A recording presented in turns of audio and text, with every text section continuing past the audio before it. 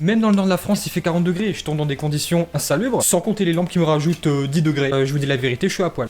Et yo tout le monde, et c'est pas bien grave, je veux bien me sacrifier car le Barça est qualifié pour les quarts de finale de Ligue des Champions, on va affronter le Bayern. Le Barça l'emporte 3-1 contre Naples, et franchement, ça m'a fait plaisir. J'ai pas vu non plus un grand Barça, le grand Barça de Pep, ça y est, il faut faire une croix dessus, je sais pas si on va pouvoir le revoir un jour, hein, il a placé la barre beaucoup trop haute, mais j'ai enfin vu une structure, j'ai vu quelque chose qui ressemblait, j'ai vu un Barça qui avait possession, qui voulait vraiment bien faire, qui arrivait bien faire, car très souvent, le Barça essaye, mais il n'y arrive pas. Mais le jeu ressemblait à quelque chose en fait. C'est ça qui m'a fait plaisir, car je veux bien qu'on perde, hein, on peut pas non plus gagner tous les matchs, gagner toutes les compétitions. Mais là en fait on avait des burnes. Et le Barça qui joue avec des burnes cette saison, tu l'as vu combien de fois 2, 3, maximum 4. C'était pas un match de fou, je suis complètement d'accord, mis à part la performance de ce petit monsieur, qui était pour moi extraordinaire. Mais on va revenir un petit peu plus tard. Mais par contre, hein, dans les premiers instants, j'ai vraiment eu très peur. Naples a été très dangereux, ils ont failli marquer dans les 5 premières minutes. Je vous dis honnêtement, dans les 10 premières minutes du match, j'étais très pessimiste, je me suis dit ça y est, je vais péter un câble, mais non, ils se sont bien ressaisis et je pense vraiment que le fait d'avoir perdu la Liga contre le Real dans les derniers instants de la Liga, ça les a remotivés, ils ont été orgueilleux et je pense vraiment que le staff, Quique Setien, bon allez, on va pas dire Roberto Meo, hein, faut pas non plus abuser, mais même les joueurs, ils ont fait un travail de fond, ils se sont remis en cause et tout n'a pas été beau, tout n'a pas été fabuleux, mais j'ai vu quelque chose et c'est ça qui m'a fait plaisir. On va tout de suite commencer par le sujet qui fâche. Griezmann, il a été décevant, très décevant, on l'a quasiment pas vu, mais je vais pas non plus vraiment le tacler car la qualification, elle est quand même grâce à lui au match aller. Je rappelle qu'il a marqué le but de l'égalisation et pour ça je vais entre guillemets le pardonner car c'est grâce à lui qu'on était maintenu en vie. Car le match aller, franchement, bon c'était il y a 6 mois je sais, mais je m'en rappelle très bien.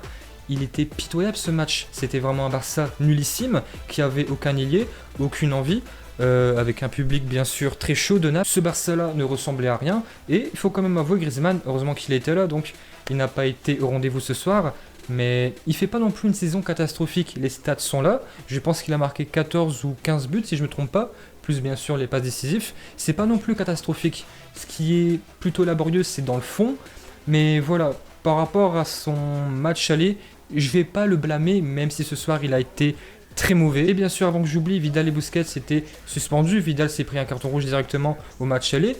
Je pense que Busquets, c'est une accumulation de cartons jaunes. Et Busquets, franchement, je me suis dit, sans lui, ça va être super dur, car depuis l'arrivée, hein, l'ère entre guillemets de Quique Setien, Busquets a été l'une des rares satisfactions avec Riqui Puig, Ansu Fati. Et on voit clairement un avant et après Busquets. Quand il n'est pas là, le Barça va vraiment très mal. Alors c'est Rakitic qui l'a remplacé, qui a fait une faute stupide, hein, ce qui a valu l'unique but de Naples. Et De Jong qui a fait un très beau match. Alors je sais plus si sur ma vidéo d'hier, il y a 2 jours ou il y a 3 jours, j'ai dit que je l'attendais vraiment au rendez-vous, car je me souvenais de ses grandes performances l'année dernière en Ligue des Champions avec l'Ajax. Je voulais vraiment revoir un vrai De Jong, un De Jong qui pouvait sublimer le jeu. Je disais qu'il pouvait pas le faire tout seul, mais là, il a vraiment réussi à faire quelque chose, car le jeu, tout le monde était bon ce soir, à part bien sûr Griezmann.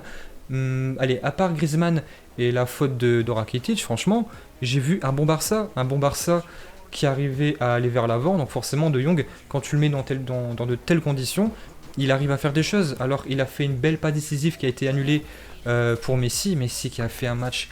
Je pense qu'on ne se rend pas compte du match qu'il a fait. Ce Messi-là, il était rageur, il était vraiment très orgueilleux. Je l'ai vu envie de niquer des mères en fait. Et la dernière fois que j'ai vu ce Messi-là, c'était au match aller Barça-Liverpool. Le penalty du Barça, d'accord. Allez, honnêtement, pour moi, il n'y avait pas penalty. Koulibaly ne voit pas Messi. Il a voulu dégager le ballon très loin. Après Messi, il arrive. Il le shoot, hein. Alors je vous dis franchement, quand j'ai vu le petit Léo, le tout petit Léo, il me sort comme ça, je me suis chié dessus, et c'est normal. Messi, c'est le meilleur joueur. Messi, il se prend beaucoup de coups, il tombe pas très souvent, mais quand il se plie comme ça de douleur, c'est pas pour rien, j'ai vraiment flippé. Messi, ce soir, il a été monstrueux, il a provoqué un faux penalty. Pour moi, je le répète, pour moi, il n'y avait pas penalty, mais il est allé au contact, et je vous rappelle que Koulibaly mesure 2 mètres de plus que Messi, hein, faut quand même y aller. Il était rageur, on dit souvent que Messi, il court pas beaucoup, c'est vrai, c'est la vérité. Il ne fait pas les efforts défensifs, mais l'une des rares fois où il a fait ce soir, ça a provoqué un penalty, même si pour moi il ne devait pas y avoir.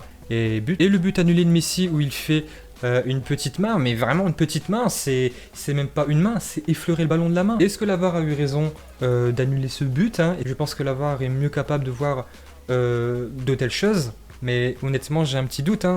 En fait il peut y avoir une petite main, il peut effleurer le ballon, mais vraiment, est-ce que ça va vraiment influencer? Est-ce qu'il y avait vraiment une grande importance? Moi je pense pas, mais le geste est magnifique, le contrôle orienté, mais très peu de joueurs au monde peuvent faire ça. Lui il l'a fait, il le remet très bien sur son pied, but, annulé, ok, mais moi je vais retenir le geste. Et bien sûr la fantastique passe de l'extérieur de De Jong, mais par contre le but, le vrai but de Messi, hein, où il tombe, il se relève, il fait le tour de tout le monde et il marque. Mais c'est une grande classe. Très peu de joueurs au monde peuvent faire ça. Lui, il le fait. Il a fait très bien. Et j'ai vraiment vu un Messi rageur.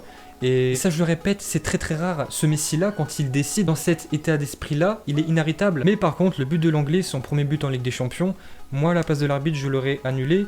Il aurait pu checker la VAR. Non, il a checké, je pense. Mais la décision a été prise trop tôt. Il pousse un joueur, ce joueur-là rebondit sur un autre joueur. Non, pour moi, il n'y a pas but. La VAR ce soir, pour moi, n'était pas forcément au rendez-vous. Le penalty de Messi, la faute sur Messi, pardon, moi, je l'aurais pas signalé. Le but de l'Anglais, pareil, je l'aurais pas accordé. Mais par contre, le but de Messi, où il y a cette petite main, moi, je l'aurais pas signalé. Naples a été bon. Je vais pas dire qu'ils ont été excellents comme un match aller. Mais ils ont bien joué, ils n'ont pas abandonné. Mais par contre, là où Naples peut vraiment s'en vouloir, c'est qu'ils ont marqué juste avant la fin de la première mi-temps sur un penalty. Et à partir de ce moment-là, il fallait encore marquer 2 buts. Et on sait, le Barça, cette saison, mentalement, c'est même pas cette saison, c'est depuis 2-3 ans, depuis l'AS Roma en fait. C'est une équipe très fragile psychologiquement. On l'a vu contre la Roma, contre Liverpool.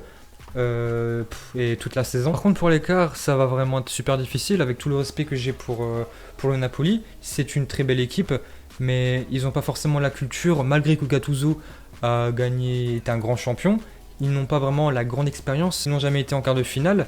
Là, ça sera le Bayern, je pense qu'ils l'ont gagné 4 ou 5 fois. Ça sera pas du tout la même histoire avec un Lewandowski qui est en feu. Après voilà, je me dis quand même qu'on a réussi à sauver l'honneur. Si tu passes pas contre Naples et en 8ème de finale, c'est la honte, faut dire clairement. Comme je l'ai dit, c'était pas un Barça monstrueux, mais j'ai vu une équipe soudée. Et donc, à part Griezmann et l'erreur de Rakitic, j'ai vu des joueurs bons qui étaient impliqués et même appliqués. J'ai vraiment vu quelque chose. Et ça, Messi ou pas Messi, VAR ou pas VAR, sans mauvais jeu de mots bien sûr, faute ou pas faute, c'était une belle équipe. Et comme j'ai dit, à partir de la 10e minute, je me suis dit ça y est, je vais péter un plomb. Je pensais vraiment que le Barça allait couler. Mais non, j'ai vu un Barça qui a réussi à ressortir la tête de l'eau, qui a réussi à se qualifier, planter des buts, réussir à aller vers l'avant. Et puis voilà, nous on se dit à demain. Yo tout le monde.